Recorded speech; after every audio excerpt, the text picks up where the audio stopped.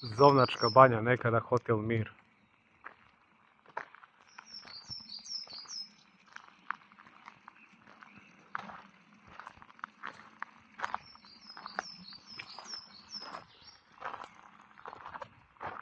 Iskreno mislim da su zidove mogli da odnesu odnevi.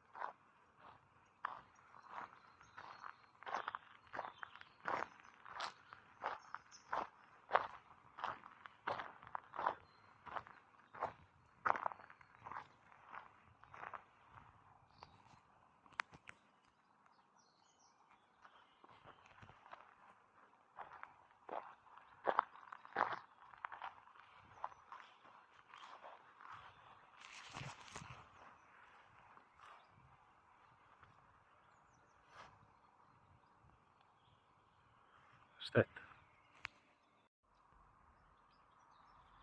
Bazeni rade, vjerojatno leti. Ali evo zašto.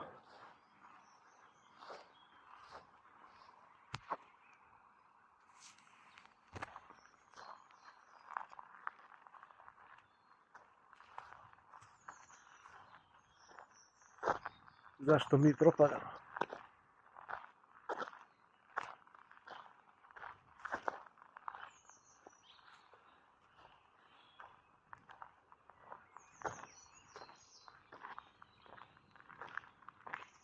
A pogledajte hotel u kakvom je ambijentu. Gdje je on smješten?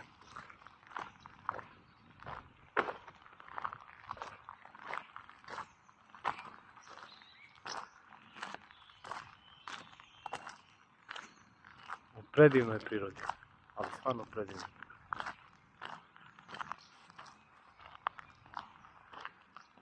I sve je evo, nažalost, propalo.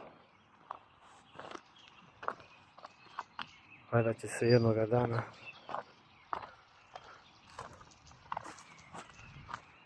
i ovo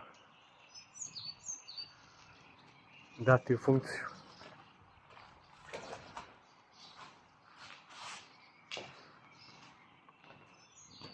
Ali ovo nije bezbedno.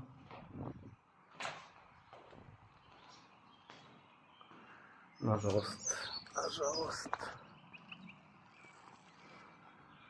Pogledajte kakva priroda.